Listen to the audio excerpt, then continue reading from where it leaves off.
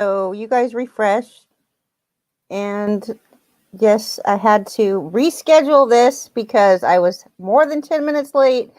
And when that happens, they make you do it over. So thanks for joining me. Thanks for waiting and being patient. I hope you guys all refresh and you can hear everything. Let me check it out and make sure it's all going.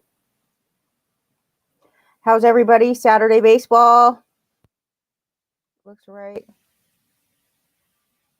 Oops, this is the wrong one. Just one sec. Save it. And oh, just a second. I'll be right back.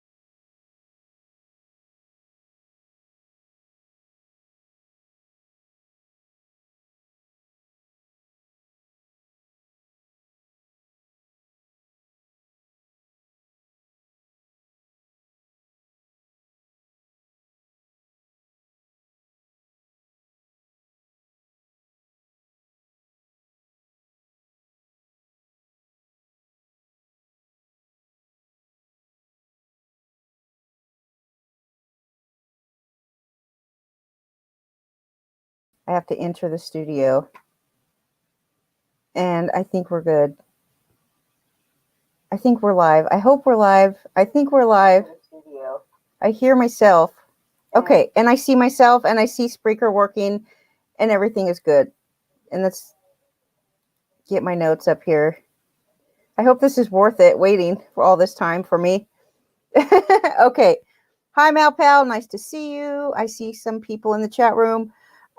Jamie Gates is here. Nice to see you too. Leonard, Stardog, some guests. And is that Douglas, the guest Omar, maybe? I don't know. But who has to check out today? Whoever it is, thanks for coming when you can.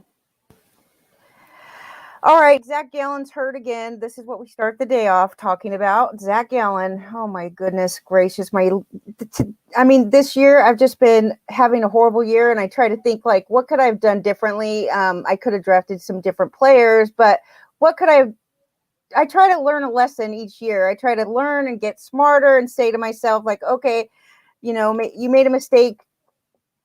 I made a mistake drafting Dinelson Lamet. I made a mistake drafting Steven Strasburg. When I spend so much time trying to avoid injuries and I draft two people that I know the chances of them getting injured are like way bigger than the chances of them not getting injured. And even if they got injured just a little bit, it would be okay. But you make do with what you have. And I definitely think that at this point in the season, you can't quit no matter what. Even if you're not going to win, you can't quit. Even if you're going to finish last, you can't quit, because it's the integrity of the league that is, sacrificed when you quit. So don't do that. We're going to have a second half season league. And so I found out, I was just moseying around on ESPN the other day, and I noticed that, they allow you to do leagues any time of the season now. So, and like, you could do it tomorrow and you can draft. So what it used to be is that you could play second half leagues at Yahoo, but you couldn't draft your league live. So you would have to like put all your players in order, and then it would just auto draft. So there really was kind of a strategy here, because you really had to think about where other people were going to be drafting, where they were going to have their players ranked, and so it just auto drafted. And it's really difficult, but it was fun enough, because at least it was something. And then we figured out that we could do drafts at Couch Managers or Fantrax, and we could just pull then the drafts into Yahoo. But I think that this year we're going to do it at ESPN. I think we'll have maybe two different leagues, head-to-head, like a points league and a roto league. and just regular 5x5 roto. And so 12 teams. I'm sure there'll be lots of people that want to play. So let me know. Send Lenny an email or send him a message. If I don't respond, I'm not that reliable when it comes to that stuff. But definitely, if you want to get in the second half league, we are going to have one, and it will be fun. So you get a second chance at the season. So Gallen has hamstring tightness, removed in the top of the third last night. He appeared to hurt his. I don't know. It was right after he threw a pitch. Of course, he's looking hurt, and I mean, I guess we should be thankful that it's a hamstring and not a shoulder or elbow. He's going to have an MRI today, so we'll find out more about that. And Yasmani Grandal is going to sit today. He's got a calf injury, and Tony La Russa, the manager, says that he's hopeful that the injury isn't serious, that he's day-to-day for right now, and he will be evaluated again today to determine his status going forward. But he will not be playing today. And I was intrigued by this because if you've been listening to Lenny and I for a while, then you know that we're big fans. I'm a big fan of Sebi Zavala. He could be the candidate to join the Major League roster. That doesn't mean go get him on your fantasy team. It just means that it's Sebi. And that's all I'm going to say about that. So Kyle Schwarber, after just hitting like a madman, right? Now he's hurt his hamstring. He wasn't able to put weight on his right leg when he left the field last night. It was only in the second inning. So he's going to have an MRI today. And in case he has to go to the IL, which is a good possibility, Gerardo Parra will probably fill in for him. Yoan Moncada is out all weekend, right? He's got a bruised hand. He hasn't been any good all season anyways. So maybe this is just a good time to say, all right, you're not going to go on the IL. You're just going to sit out and you're worthless anyway. So I'm about to drop you. I don't know. That's something to think about, Also, I wanted to run.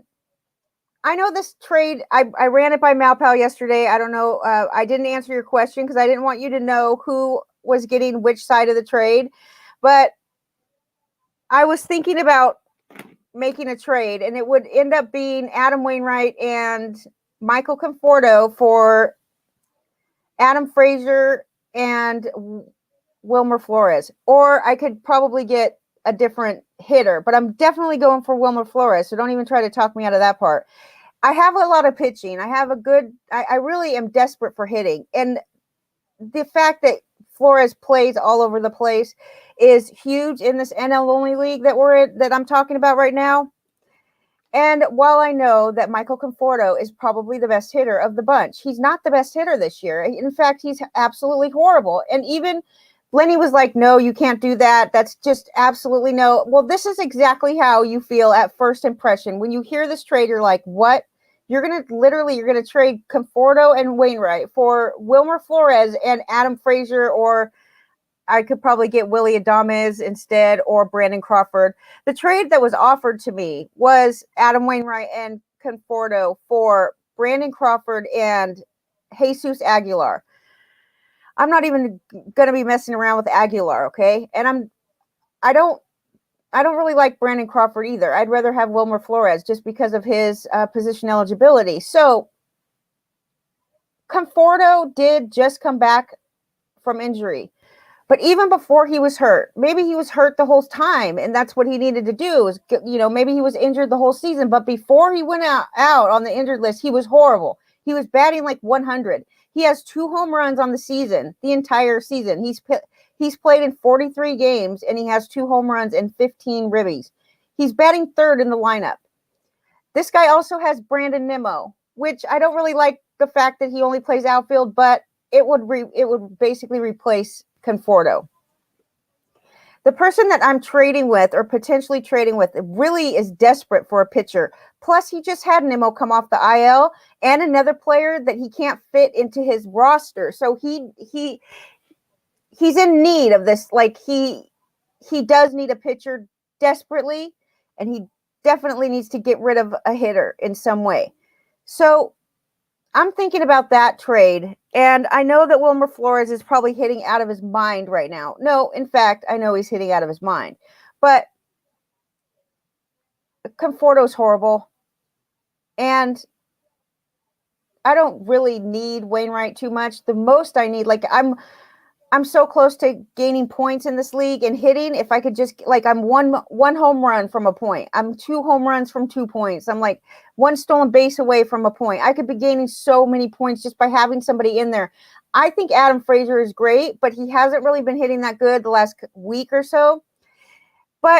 And he's not on a good team, so he's not going to have a lot of RBIs. He's not going to probably get a lot of runs. He's just going to have mediocre at best. But the best thing about him is that he hits every day. Every day he gets hits, and he doesn't hit a lot of home runs or stolen bases. That's kind of sad, but I don't know. The other guys that are potential trade possibilities on this guy's team, like I said, Brandon Crawford, Willy Adames is on that team, Adam Frazier, and he also has who was the other one I was looking at? I should just pull the trade up right now. But Nimmo is another one. So, I mean, I've tried to like look around, and as much as I love RotoWire, I really think it's one of the best, probably the most useful website. I don't know if that's just because I'm used to it and I know how it works. I can find everything good, but their trade analyzer is absolutely horrible. This is the first year that I've pulled my leagues into RotoWire. So it actually like keeps track of players. Whenever you're on a player page, it tells you which leagues he's available in, who owns him in what league. And so it's helpful for that. But when you go in there to try to do a trade analyze, it has Conforto ranked like as the best player of all of these players. But obviously this trade analyzer doesn't have a clue what's been going on. So if RotoWire is not using updated stats, they're using stats based on preseason, which doesn't help at all. Okay, it doesn't help. All right, Jarren Duran. He is the Red Sox prospect that's next coming to the major leagues. He was not selected for Team USA in the Olympics, even though he's probably the best player on the team, or would have been. But the Red Sox talked to Mike Scioscia, who is the manager of the Olympic Team USA, and they told him that they might need to call this guy up. So this is a hint to you to be on top of this. If you do not grab him tomorrow, if you even can still grab him in your league, you will miss out on him, or you will have to pay some ungodly amount of money for him.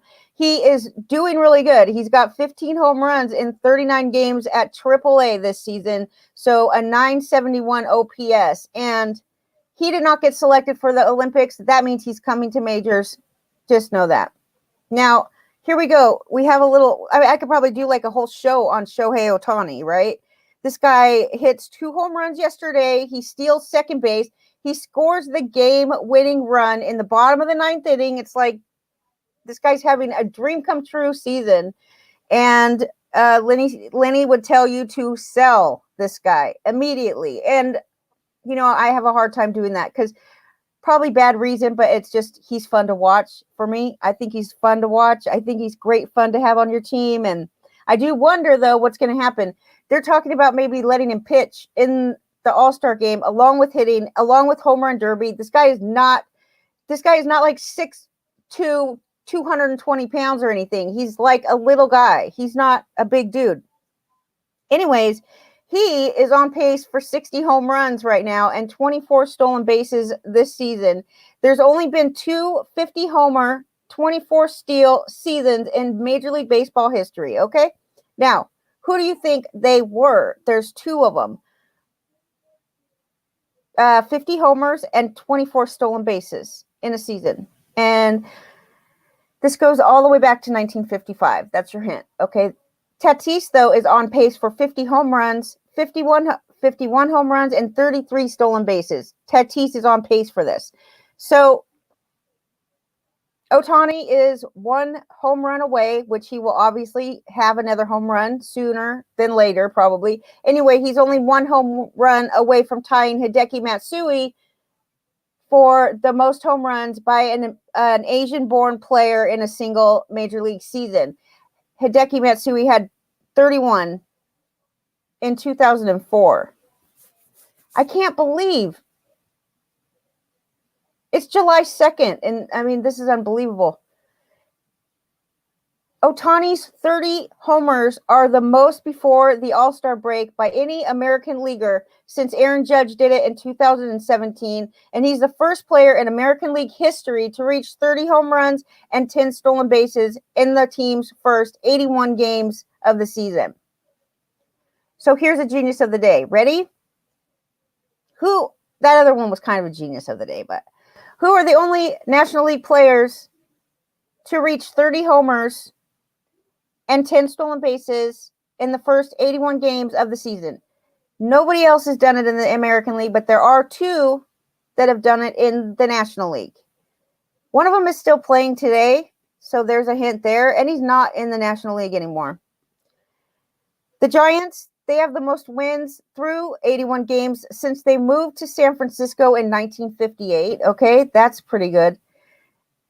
Zach Wheeler is having a great season. Zach Wheeler is going to win Lenny's tout. I think that Lenny has Zach Wheeler in NL only tout and NL only labor. He plays in both of those. I think Zach Wheeler is on his team. He's very lucky, not lucky, but smart, I guess I should say, because he's the one that drafted him. We knew he would be good. He's sturdy too, so I don't really worry about him like not making it through the season.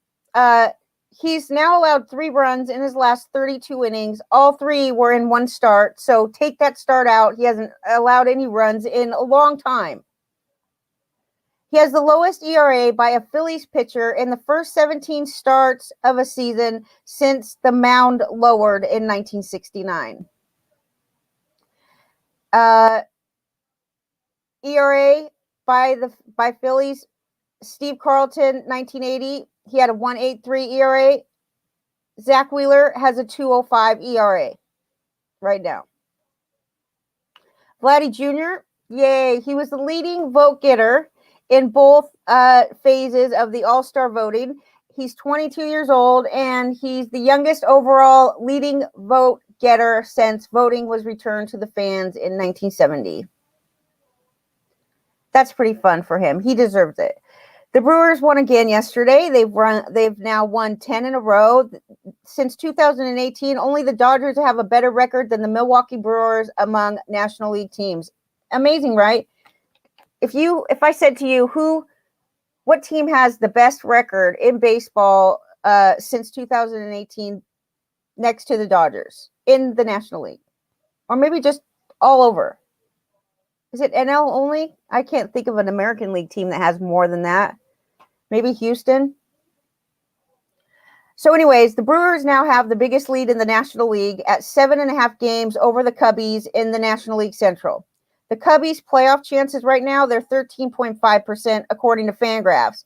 And what are they going to do? Like, are they going to sell? Are they going to buy? Are they going to get rid of Rizzo? Are they going to sign Rizzo? What are they going to do with Chris Bryant? I say that Javi Baez stays in Chicago.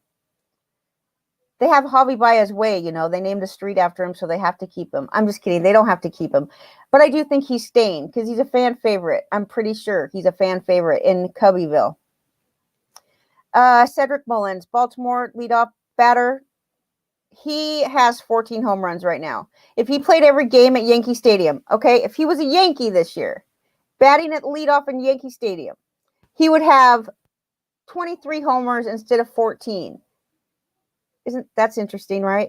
I thought that the ballpark was a hitter-friendly ballpark. I really did. It must be where he's hitting, and he must be a lefty.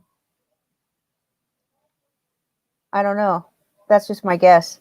Because the Orioles have a park that's batter-friendly, too. Right, Lenny? Frazier's on a streak. Adam Frazier he's been leading the league in hits all year. Not one other hitter led the league in hits this year. So how long is this streak going to last? Lenny's telling me that Adam Frazier's he's on a streak. Yes, you can keep Frazier if he gets traded to the American League. We figured that out before the season. I love it. Jamie Gates has Wilmer Flores. I just think it's great because, I mean, I'm a fan of his, as you know, but he's really hitting well right now. He's on the list of players to pick up, and that's that. So the Dodgers are going to go bullpen by committee tomorrow. I'm sure that everybody's just waiting for me to have something to say about this whole Bauer incident. And I'm not going to, I'm pretty much, Lenny's pretty much prohibited me from talking about it tomorrow because it is a very touchy subject. Although I don't think that I would say what a normal girl would say to this to what's happening here.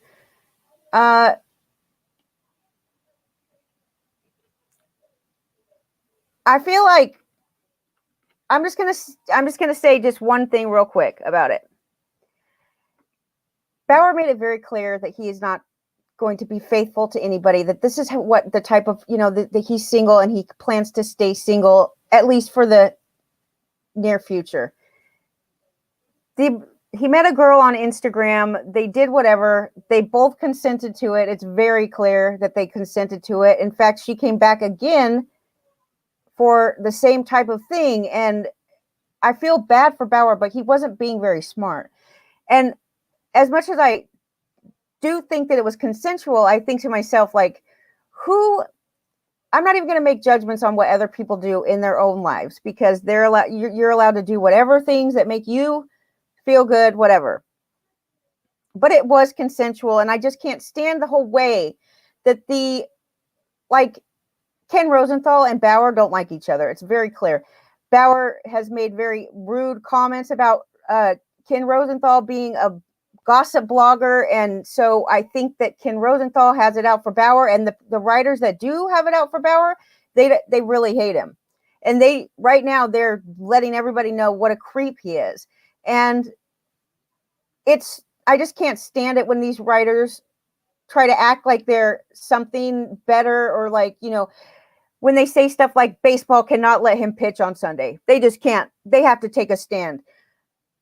Yeah, I mean, they can, but you're not really the one that gets to decide that. You're just a baseball writer. So, they just, every chance they get, they have to jab at him, and he brings it on himself for the most part. But, I think this is a pretty serious situation, and I think there's been a lot of women that have targeted athletes because they're stupid, because they think with their bottom, their body part, and they are easy to take advantage of, and they're easy to set up like this, and are easy to get, then this girl's going to get a whole bunch of money. This is going to cost him a lot of money. So I hope it was worth it. Anyway, the text messages are there, and I think that everybody should just read them, because they kind of do tell a story in themselves. He's very smart to keep those. As stupid as he was for even getting himself in this situation, he was very smart to keep those text messages, I will tell you. Okay, moving on. They are going to do a bullpen tomorrow, bullpen day. Who knows what's going to happen after that? He has a court case on the 23rd of June. I know that. So we'll see. But this is what I guarantee for fantasy. You do not want to get Bauer in any kind of trade right now. Also, you do not want to keep Bauer if you could possibly get rid of him in a trade. He is going to get suspended. I know this only because, well, it's my guess. I don't know anything, but I could tell by what I've seen in the past. Whenever any player gets in trouble in any kind of domestic situation, whether they're guilty or not, because there's been 2 separate incidents where the player was not charged with anything, never went to jail, and was not found guilty in any way, and still had to serve a good suspension, like 50 or 60 games. The player that comes to my mind right now is Aroldis Chapman, because he got into a fight with his girlfriend it was like the 4th of July, and she was looking through his phone. She was in the bathroom looking through his phone, and she found a bunch of text messages from another girl. So she got all pissed off. She gets into a big fight with Aroldis Chapman, and he gets pissed off and he goes out to his garage and shoots his gun. And the only reason he didn't go to jail was because the garage is not attached to the house. And in Florida, if the garage is attached to the house and there's people in the house, you can't shoot your gun. That's against the law and you will go to jail. But because of the fact that the garage was in a separate building outside and his gun was registered to him, he did not go to jail. He did not get any tickets for anything. He was very stupid for doing that, but he was angry, whatever. Anyway, a bunch of cops came that day and he never went to jail, but his entire, like, the path that he was on was completely changed over that because baseball suspended him for 50 games. He got traded because of that. His contract was a lot less because of that, and he suffered a lot. But his girlfriend ended up, they're still together. They have a kid together now. And so this was really hurting his reputation and stuff. And it's like, that's going to happen. Bauer is going to get suspended because I've seen them suspend players more than once that have not actually been charged with any kind of problem. They do it just for looks anyway. That's going to happen. So prepare for that. The White Sox, they sent down Yermin Mercedes. Okay, it was about time he had to go down, you guys. He was hitting .415 in the month of April. And then 221 in May and 159 in June. He was just getting progressively worse. But they did call up Gavin Sheets. Is that his name? We're going to talk about him in a minute. The Cleveland Indians, they entered this weekend. They entered yesterday with a record of 42-36, even though their starting rotation has an ERA of 5, which is unbelievable because going into the season, it was like, you knew that, like I targeted Indians pitchers because they have a habit of going deep into games, and that was going to be important this year for sure. But right now they have Zach Plesac, who's coming back, by the way, Shane Bieber, Aaron Savali, everybody's hurt. Anyway, their defense in the outfield and center field especially, but mostly their entire outfield defensively is horrendous. They are 12th out of 15th in the American League for center. The center fielders are 14th defensively out of 15. Okay, 14th out of 15. They rank second to last in defense in the outfield. So Rosario now plays center field. He's been a 301 hitter since May 1st. And overall on the season, he's batting .270. He's got 5 home runs, not great, but 23 RBIs. He's 7 for 7 in stolen bases. And manager Francona likes him in center field, says that he gets on it. So everybody's pleased. But really, if you're comparing him to the other outfielders that you have, it's really not that hard of a feat, okay, to be better than them. Anyways, Andres Gimenez, he's, the shortstop, Cleveland shortstop that they got from the Mets. He's batting .274 with an .836 OPS, 8 home runs, and 23 RBIs in 36 games at AAA. He hit .263 with the Mets last year in 49 games, and he could be very good. He's only 22. So, he did have a good season last year, though, I'll say that. And I thought he was going to be much better this year. He's in the minors. He's doing well, but I doubt they're going to rush him up. Moving on to another American League Central team with Miguel Sano, who strikes out an ungodly amount. 38% of the time he's striking out this year. I mean, in his career, he strikes out 37. So this is no different than every other year of his life. He is just, here's his big problem, though. It's not just the strikeouts, because if a guy strikes out this much, it's okay, it's acceptable as long as he's hitting home runs and he's hitting the ball hard. And like with Mike Zunino, this guy, he hits the ball hard. He has a horrible batting average, but he's going to hit for power. Sano, he not only strikes out 38% of the time, but all the contact that he makes is, I feel like the contact that he makes is soft. It's just not hard. It's not hard contact. In 2019, his soft contact rate was 9%. This year, it's 21%. So that's crazy.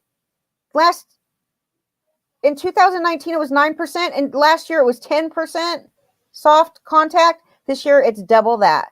And 20% of his fly balls are infield fly balls. 20% of the fly balls that he hits are infield. What's his launch angle doing? It's like, I bet his launch angle is just like 60% or something, if that's even possible. I don't know. Anyway, get rid of Sano. He's not worth holding on to anymore. There's a lot of players that you could get rid of right now. Like, I'm saying, get rid of Victor Robles, get rid of Odubel Herrera, get rid of Sano, get rid of Mercedes, and just move on from these guys. They are not helping you at all. So here's another thing. MLB batting average is, so with Sano again, let's go back to Sano for a second. He's having a hard time catching up to pitches. He's having a hard time when he does make contact with the pitch. He has a hard time squaring up with the, just getting it. Obviously, it's going in the infield, so he's definitely doing something wrong. I haven't looked at him lately, but I wonder if he's been on his diet. You know, he's always on a diet, trying to be in shape, because he's had struggled with that, like, join the crowd, but whatever. So once the count reaches 2-0, it's kind of like Luis Castillo, but in reverse, because when Luis Castillo gets behind in the count, it's over for him. That's what's happening to Sano too. Once the count reaches 2-0, batters are hitting 125. Why is that? Why? MLB average after, no, the whole MLB average after 2-0 count is 979 OPS. I say average, it's not average, it's OPS. But Sano's 2-0 count, I don't know why any batter would hit this bad after a 2-0 count, because that's 2 balls and no strikes. You're ahead in the count. It makes no sense to me. That tidbit makes no sense to me. Let's move on. Wilmer Flores, let's talk about him. The last 10 games, Wilmer Flores has 4 home runs, 8 RBIs. He's got 351 batting average. He plays everywhere. Right now he's playing third base, and he's going to be there until Evan Longoria comes back at least. Plus, then he'll just move over to first base where Brandon Bell is missing. And I'm sure by then somebody else will be out. But this is a guy that is, whatever. Everybody's going to be trying to get other players probably this week. Everybody's going to be going for Gavin Sheets and other guys. Like, just saying, he's not going to be expensive. I just love Wilmer so much. I already have him in one league. I've already put him on other leagues, but I'm really going to try to trade for him. And then he's going to stop hitting. So I don't know. That's just how it works. Gavin Sheets, White Sox. This guy has come up through the minor leagues at every step of the way. He's played AA, single A, high A, triple A. He's played them all. He's 25 years old. He's ready to be in the majors. He had 7 home runs and 15 extra base hits in 41 games at triple A this year. That's 176 plate appearances. He's got 1 stolen base, 33 RBIs, and a 292 batting average. That was in triple A. Now he's in the majors, and since he was called up, he already has 8 RBIs, 2 home runs, 3 runs, and a 400 batting average, which isn't going to stick, by the way, but he's not hit bad at any level that he's been at, and he is absolutely worth paying attention to. In 2019, he hit 16 home runs with 83 RBIs and stole 3 bases. I'm just telling you, he's been good at every level. This isn't a guy that just, skips AAA or skips AA or whatever. He just, like Wander Franco or Kelenic in Seattle. This is not this guy. This guy has gone up through the motions. So yesterday he batted second. He was DH yesterday, but the first 3 games he played in right field, and then he batted DH. They're going to keep getting him in the lineup as long as he keeps hitting. So he's a good target, but not as good as Wilmer. Okay.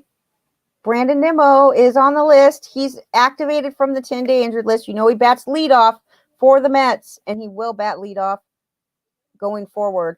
He was out for 2 months, so don't be surprised if he's available in your league. And he was dealing with he had a sprained finger. But so this guy is going to probably hit for good batting average. He's like Cedric Mullins almost, just he's probably very comparable to Cedric Mullins, actually.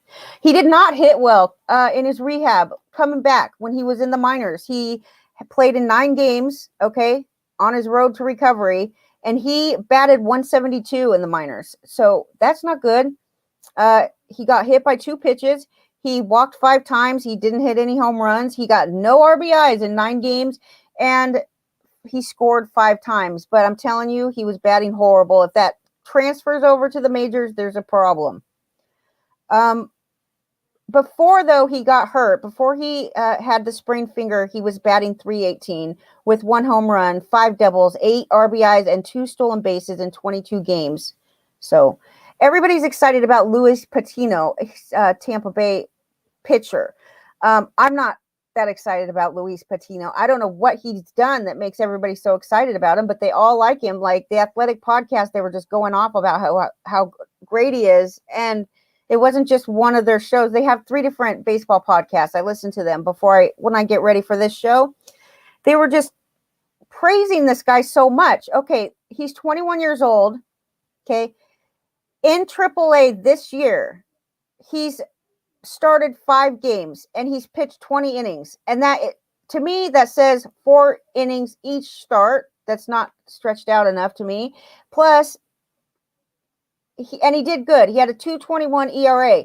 But last year in the majors, when he came up, he had a 5.19 ERA in 17 innings, okay, 11 games, and he allowed 18 hits in 17 innings. So he struck out 21. He had a 5.19 ERA. It wasn't fabulous. Then you go back, back to the minors. You go back to Double-A in 2019. He played at High-A and Double-A that year. He did well. He pitched 90 innings or so, and he struck out a lot of batters. That was in High-A, though, and Double-A. Now we're talking about the major leagues here. He was called up, by the way. He made a start yesterday, and then they sent him back down. He's still on the schedule, expected to pitch this coming week, but that could change at any moment. I highly doubt when that schedule was made that anybody was expecting him to get sent back down to the minors, but he did. So we'll see what happens. But in 20 innings in the majors this year, he struck out 24, and he has a 4.87 ERA. Now, I'm not going to be willing to spend like 25% of my budget on this guy. I don't know why anybody would, but I think it's his name alone. Everybody likes it. Yes, he did pitch well in the minors, but he's had 2 chances in the majors now, and he hasn't done well in either chance. So we'll see. And you know how Tampa Bay is with their rotation and stuff. Hi, Douglas. Nice to see you. Very nice to see you. Yay. Okay, I thought that was you. Okay, so moving back over here. There's another pitcher that has 2 starts this coming week. He pitches for Texas. It's Colby Allard, and this team is not good. They don't ever get wins, but they might get wins this next coming week because they're going to face Detroit at home, and maybe they'll get a win, but I doubt it, against Oakland. So his second start is pretty sketchy. He's much better at home than he is on the road. Colby Allard. In his last 3 outings, he's pitched 6 innings in each of the last 3 outings. So that's a good sign. We like that. It's probably the best thing about him is that he pitches 6 innings, but it's not, whatever it is. He struck out 12 in 18 innings in those 3 starts. In his last 3 starts, struck out 12 in 18 innings. 9 earned runs, though, a 4.50 ERA, a 1 WHIP, and 6 strikeouts per 9 innings. So he's just like mediocre, really, at best. He has 2 starts. That could be okay. Sometimes you don't even really want to get 2-start pitchers, though, because if their second outing is going to be like more horrible than their first outing was good, you know what I mean? This is not always worth it. Anyways, his last 5 starts since the beginning of June, his last 5 starts, 28 innings, 22 strikeouts, a 3.54 ERA, and a 1 WHIP. 17 of these innings were at home and 11 of them were away. I told you he's a better pitcher at home. I think that's true. And we're moving on. But he's 1-3 in those starts. So this is not a guy that this is not a guy to target if you're trying to get wins, obviously. And Ryan Weathers is back now. So Ryan Weathers, San Diego Padre pitcher, starting pitcher. I had him and Lamet on my team. I was waiting for them to be stretched out. They were coming out there. I think that they were like sharing a start at one point in the season. He was pitching like 2 innings here, 3 innings there, and then all of a sudden, like he's getting ready, he's getting stretched out, he's getting ready to like stay in the game for 5 innings. Neither of them have. I mean, maybe Lamet did one time, but anyway, he got sent back down to the minors. Last 4 starts in the majors since June 1st. He only pitched 2 starts in the minors. Okay, I know that. On June 19th and June 24th, he pitched in the minors. He pitched 5 innings each, which we love. That's a great sign. Now, in the majors, 17 innings since June 1st. 17 innings. He had a 5.29 ERA. So I don't know how popular he's going to be on this week's waiver. But in my opinion, he's a much better idea than Patino. That's just my opinion. I think that he will be better. So he had 2 outings that were 5 innings apiece. That was June 1st and June 7th. And then he went 3 innings and then 4 innings before I don't know. He's back, though. How in the world is this possible? He pitched on June 1st, June 7th, June 14th, and July 1st. But he pitched in the minors June 19th and June 24th. Is he just going up and down? Is he just going like, is he getting called up, going back down to the minors, getting called up, going back down? That's what it looks like to me, because he is absolutely, the 7th he was in the majors. The 14th he was in the majors. Oh, he went down for 2 weeks. I see. Okay. Anyways, he's back. Tyler McGill, New York Mets, probably too late to pick him up, but he gets a great matchup this week against Pittsburgh. Second major league start against Arizona. He had 14 swinging strikes on 85 pitches, 8 strikeouts in 5 innings. He walked 2 and 1 home run allowed. He has now allowed 5 earned runs and posted a 12-4 strikeout to walk ratio in the last 9 and a third innings. I like him. He's going to stay in the rotation. Okay, so that's good. He's made 2 starts. He pitched against, Atlanta he pitched against. At Atlanta and then at home against Atlanta, but he pitched 4 and a third the first outing and 5 the second outing. That's good. And, I mean, his ERA isn't great, but in the minors, this year in the minors, 14 innings at AAA and 26 innings at AA. Both of them were pretty good. He struck out 42 batters in 26 innings in AA this year and struck out 17 batters in 14 innings at AAA this year. So we'll see what happens. He strikes out a lot of batters, so that's good. His ERA is 4.82 so far, so it's a rookie. What are you going to do? A rookie's a rookie, but it is pretty slim pickings on the waiver. So here's a couple injured pitchers that I noticed that I'm keeping track of that are on their way back soon. Not like tomorrow, not this week, but they're making progress. Like Carlos Carrasco is the first one with the hamstring. He's been out all season. I think he got hurt in spring right after I drafted him on my labor team. Anyway, he's been throwing full bullpens. Okay, he was throwing off the slope of the mound in late June, and now he's been able to increase his intensity. He's on his way back. He should face hitters soon. His ETA, I would say, about 2 weeks. Zach Plesac, thumb problem. He will make his second rehab start with AA today. It's not clear if he's going to need another minor league start after this. It probably depends on how well he pitches today. So keep an eye on Zach Plesac and Strasburg, Mr. Injured himself. 51 pitches in a bullpen session yesterday, and he is getting close to facing live batters again, and then he will go on a rehab assignment, and maybe we'll see him soon after the All-Star break. That's exciting. So why is Patino so good? Please explain to me, Douglas. Come on the show right now and explain to me. I will have you on. You can explain to me why you like Luis Patino and what it is about him, why everybody likes this guy so much. He's just not that good. So come on to the show. I will look up for you in the studio. Maybe you don't want to come on because you didn't comb your hair yet. Anyway, you're writing back. So let's talk about some closers. We have some updates. We have closer carousel going on all over the place. Cincinnati. Okay, Cincinnati. Here's what we have. We have Lucas Sims injured, TJ Antone injured, Amir Garrett healthy, but not really taking over the job like we thought he was going to. And now they have Brad Brach and Heath Hembree, who got a save yesterday, I believe. Hembree allowed a hit and struck out 2 in a scoreless inning to earn the save. He's got a 5.26 ERA on the season, though. And he does have 43 strikeouts with 10 walks, okay, 2 saves, 4 holds, and his record is 2-3 through 25 2/3 innings. Lucas Sims and TJ Antone are both expected to be out for a while.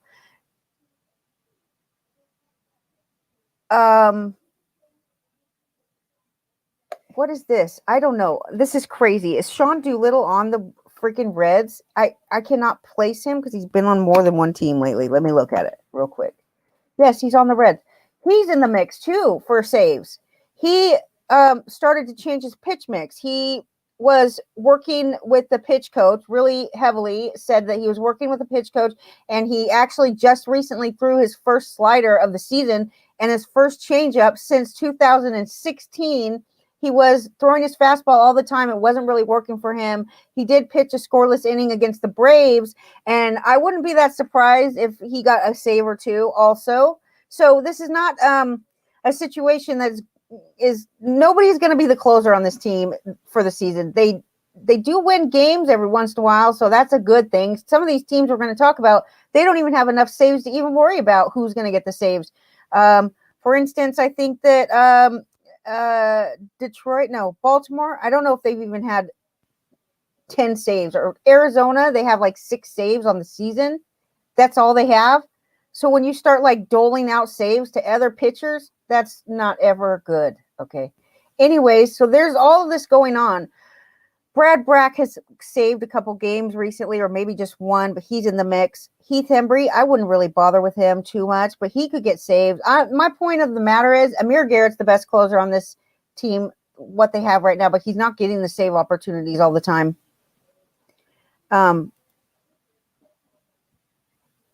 Yes, Douglas, the strikeout,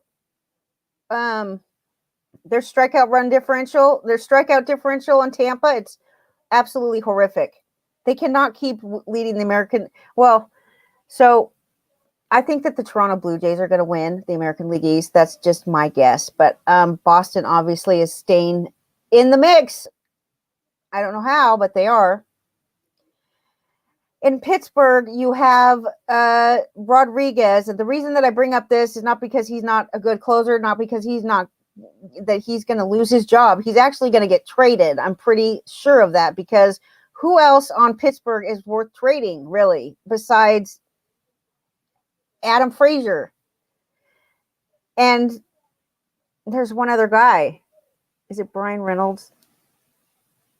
Anyway, Bednar, is this guy going to be the closer, or is Kyle Crick going to be the closer? Crick has 2 saves and 8 blown saves since the start of 2017. I always look at the blown saves and I say to myself, like, if you have way more, if you have double the number of blown saves as you do saves in your career or in your history, then you're probably not great for the closer role, right? You're probably not good at that job. It is a job that is different than just a regular bullpen job. It's completely different than a normal bullpen job. And a lot of guys that are great in the bullpen are not good as closers. So Pittsburgh is dealing with a guy, Bednar, and Crick, 2 guys. For Bednar, he just on June 18th, he allowed 6 earned runs in less than an inning.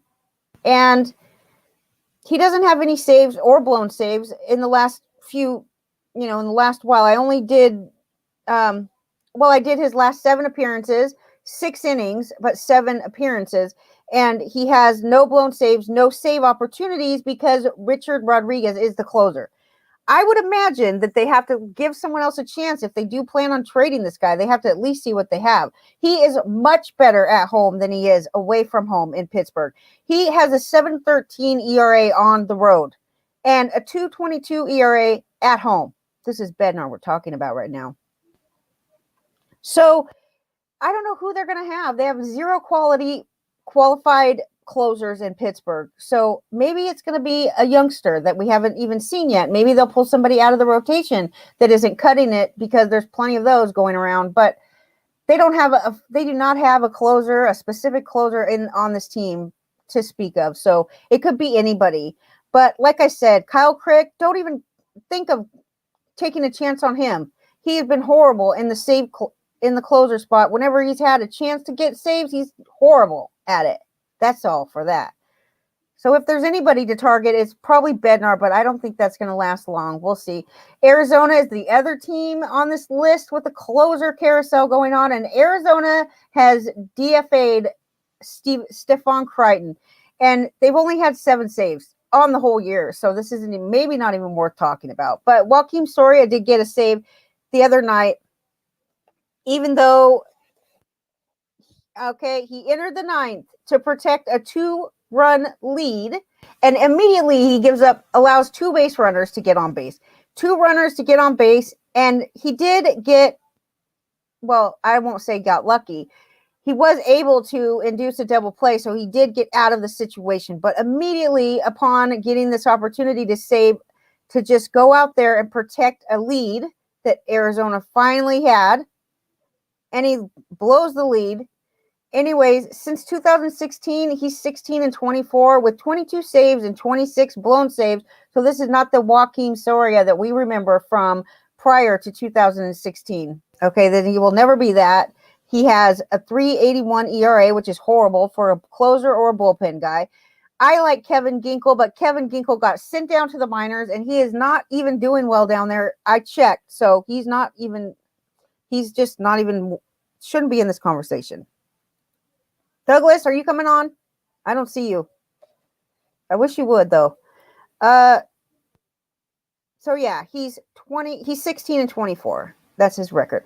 Bukauskas. 4 earned runs on 1 hit and 3 walks yesterday in his return to the majors. He only threw 2 innings in the minor leagues this year, so I don't know. Maybe he's been hurt, but he hasn't been good anywhere. He's an Arizona guy, 9 2/3 innings in the majors. He's 24 years old. He's worked his way up through the minors, but he hasn't been good at any stop along the way. So I'm not even going to tell you about him. He's not worth talking about. He's just a new Arizona guy. Maybe he'll get some saves. I don't know. He's never had saves. He's only pitched 9 innings, but even before that, he was horrible in the minors. So let's talk about Seattle's situation, because Seattle is actually hitting well lately. They're hitters. Their offense is good. It's clicking. They, in the past couple weeks, I think they ranked 4th in Major League Baseball for the number of home runs that they've hit as a team. And they have 3 possible closers here and a maybe, but we're not going to talk about the maybe today. That would be Middleton, but he's not in the mix right now. So you have Rafael Montero, who I think is listed as the closer in Seattle, depending on which depth charts you look at. But he came in on Tuesday, and he was trying to just keep from losing a game that was tied 3-3.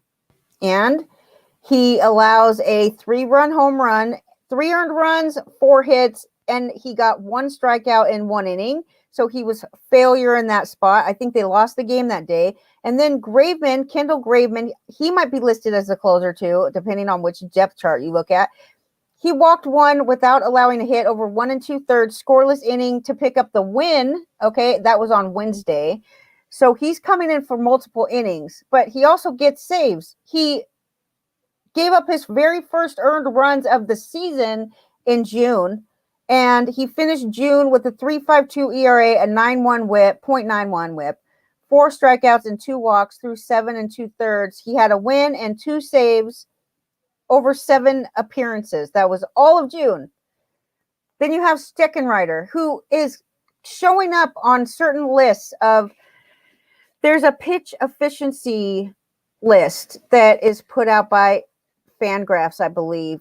The guys at Fangraphs, or maybe it's The Athletic, but that's where I found it. It's a link to the pitcher efficiency. I will put it in the chat room. I will put a link in the chat room so you could look at the pitching efficiency. But then I found out also, too, that I was reading. I don't know why I didn't see this first a while ago, because the articles that I found on this was not new. And it's been talked about a lot of times, a lot of years. But it's basically like to tell how secure a closer's job is, or like the chances of them losing their job throughout the season, is to look at the average of the first batter that they face. So whenever they come out, the very first batter that they face, it's called FB efficiency, first batter efficiency, or something like that. It's another metric that you can actually find. The only place I found it was at NBC Sports, if you can imagine that. It was at NBC.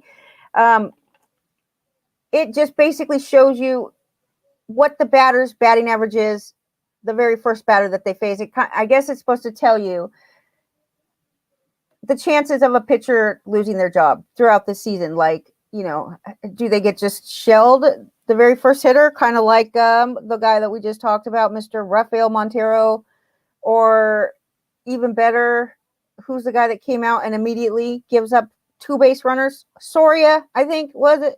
I think that's who it was.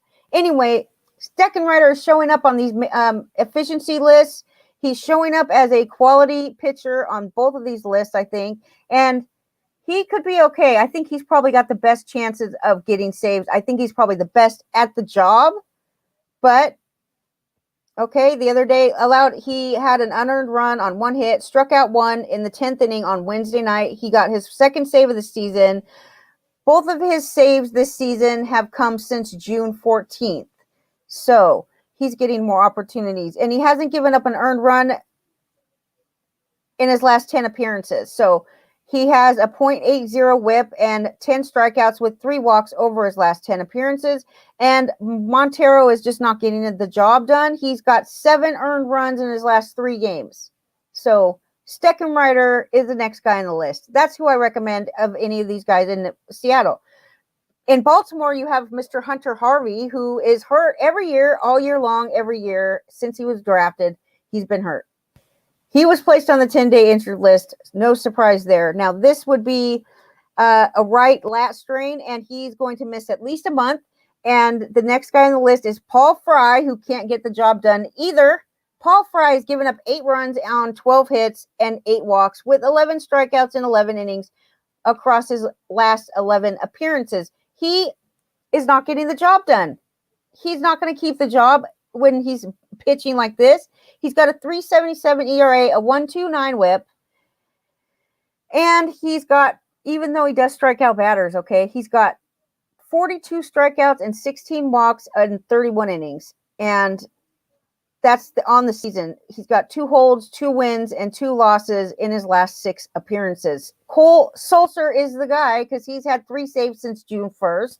Since June 1st, he's got a 2.45 ERA, 12 strikeouts, 11 innings pitched, 1 win, 3 saves. Cole Sulser is the guy, in my opinion, that's going to get the saves in Baltimore.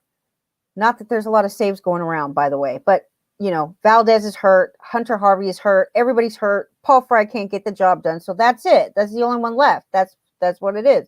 So that's your best chance of getting a save. Boston. Now, I only bring this up, even though I know Matt Barnes. I mean, I heard the manager, Alex Cora, talking about Barnes going into the season, saying how impressed he is with Barnes, who actually came to him and said, I want to be the closer this year. He was very impressed by that because last year, I guess, Matt Barnes just did it because he was there and they needed him. But he really came and said, this is my job. I want to keep it, blah, blah, blah. He was impressed with that. So he said Barnes is the closer. Barnes is the closer still, even though Ottavino got a 6th save yesterday. I think it was yesterday, but Barnes, the first just a couple, maybe last week he came in. The reason that he came in was because Barnes had pitched the night before, but the other night Barnes blew a save, and then Ottavino, but Barnes still got the win, even though he blew the save. He got the win. Lucky for him. But okay, Ottavino has converted 6 of his 9 save opportunities this season, and his ERA on the season is 2.65. Don't be surprised if you see him getting more saves going forward. I don't think he's the closer, but he will probably get saves based on like just matchups, like, you know, in 12 innings since June 3rd, 12 innings. Since June 3rd, in 12 innings, he has 4 saves. So something's happening over here for them. Now, let's talk about real quick. We have a couple of, I went through and to pick my daily game because now I've not been doing very well, but the last time I won was when we did a lineup here on this show, Saturday Baseball. So I went through and I thought, well, some of the games have already started for the day, but I'll just go through and share the work that I did with you just on a couple of batters that you might want to think about putting on your team this afternoon, based on what they have done against the pitcher that they're facing. Like Manny Margot against Ross Stripling. He's got in 16 at-bats, 2 home runs, and a 375 batting average against Stripling. Nelly Cruz is a must-start today. This guy, okay, Nelly Cruz is a must-start every day, but he's worth paying for today in DFS because in 23 at-bats against Danny Duffy, Nelly Cruz bats .391 with 5 home runs and 10 RBIs against Duffy. This is the best pick of the day. No question about it. Jonathan Scope could be cheap. He's good against Dallas Keuchel. He's got a .462 batting average with 13 at-bats, 2 home runs, and 3 RBIs. Another batter that you might want to think about is CJ Cron, who's having an unbelievable season because he's playing in Colorado. He's going up against LeBlanc. He's only had 2 at-bats against this guy, but each one of them has been a home run. So he's got 2 home runs and 2 at-bats against Wade LeBlanc. That is, to me, that's a must. Charlie Blackmon is probably cheap because he's been having a horrible season. He could be okay against Wade. Anybody is good against Wade LeBlanc, by the way. Any Colorado Rocky today could be good. Kyle Seager against Jordan Lyles is good. He's in 12 at-bats. He's got a home run, 3 RBIs, and a .333 batting average. Joey Gallo and Isaiah Kiner-Falefa against Marco Gonzalez. Both of those two are very good, but Gallo especially, who bats .333 and 18 at-bats, 2 home runs, and 7 RBIs against Marco Gonzalez. So Gallo's a good choice, probably expensive, but Nelly Cruz is your man. 5 homers in 23 at-bats with 10 RBIs, and Nelly Cruz is so reliable. It's like he's clockwork. This might be the last year that you can really rely on this guy because he is getting older. Even though he doesn't have any kind of wear and tear on his body because he only plays DH, and he's only played DH for the last 4 or 5 years. But you compare him to any player in baseball if you want. But Nelly Cruz, I mean, I was trying to talk Malpal out of Nelly Cruz this year. He was going to pay in his keeper league, NL only, or no. Nelly Cruz is in Minnesota, right? Where the hell is Nelly Cruz? I think he's in Minnesota. Anyway, I was telling Malpal not to spend the $35 that it was going to cost for him. I was like, you could probably get him off the waiver wire. Like, you could probably draft him for cheaper than that in the auction draft that's coming up. And Malpal was like, no, I'm keeping him. He's like the glue that holds my team together, and I'm keeping him. And I was like, okay, but think about all the rest of the players that you could possibly get for the amount of money that you're paying for Nelly Cruz. And he was absolutely right. Nelly Cruz does not disappoint one bit. Let's see what he's doing. Let's give some love to Nelly. Nelly. Okay, let's look. He's been playing in the majors full-time since 2009. 500, I'm talking about full-time 500 at-bats every season. He has not missed a season. Last year was 2020. It was a shortened season. He played 53 out of 60 games, though, okay? So if you put him on pace of what would have been a full season, he did not slack. But he has not had less than 515 plate appearances any single season since 2008, okay? So that is 12 years, and most of the time he's getting 650, 675, 678, over 600 plate appearances every year, almost. Seriously. Well, wait a minute. One time, 445 plate appearances in 2010. I think that was the year that he got caught with enhancing PEDs, player enhancing, whatever. He got in trouble for that one time. He got suspended. That was probably the year 2010. And I remember thinking to myself, like, I'm probably not going to want to draft Nelson Cruz, because what's he going to be like when he can't do that stuff anymore? And boy, was I wrong. Okay. He's been just a monster. He has, if you on pace last year, so he had 16 home runs last year, multiply that by 3. He was on pace for 40 something home runs.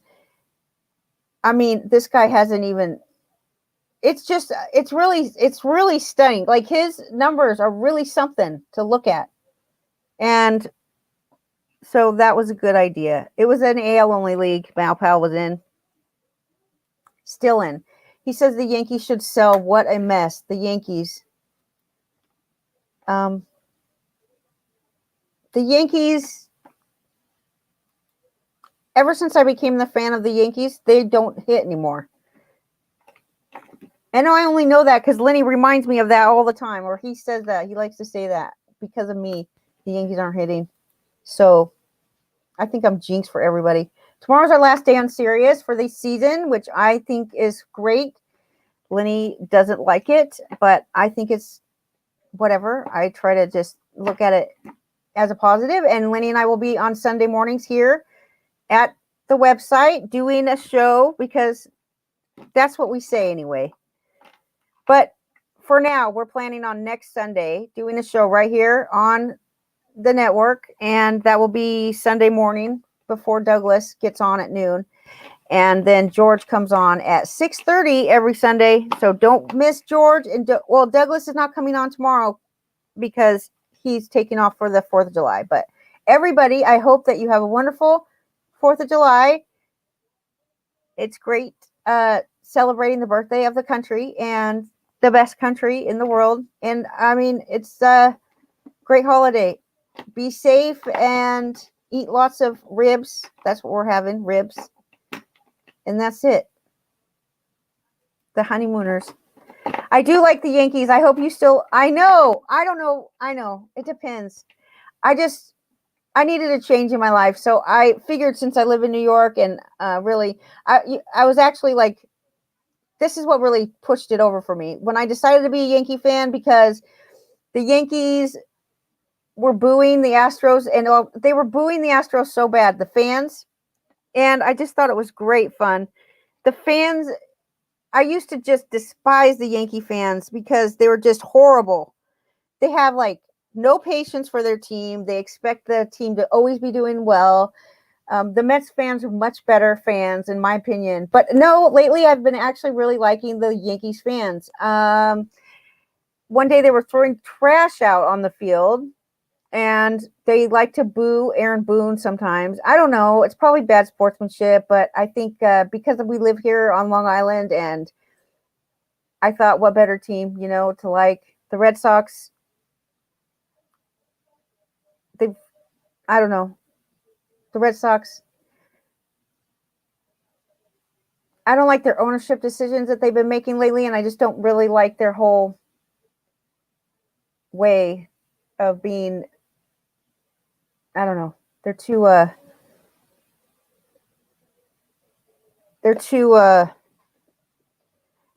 I don't know the word. I can't say the word. I don't really know the word. So, but I do think that it's fun to be a Yankee fan right now, even though it's very hard for me to do it. I have to remind myself not to hate the Yankees.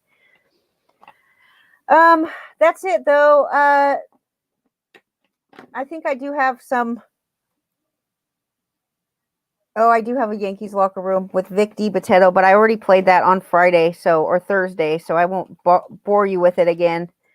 Look up Vic DiBitetto, the New York Yankees locker room. It's really funny stuff. He does a New York Giants locker room too. That's fun. Everybody have a great weekend. Happy birthday to the USA.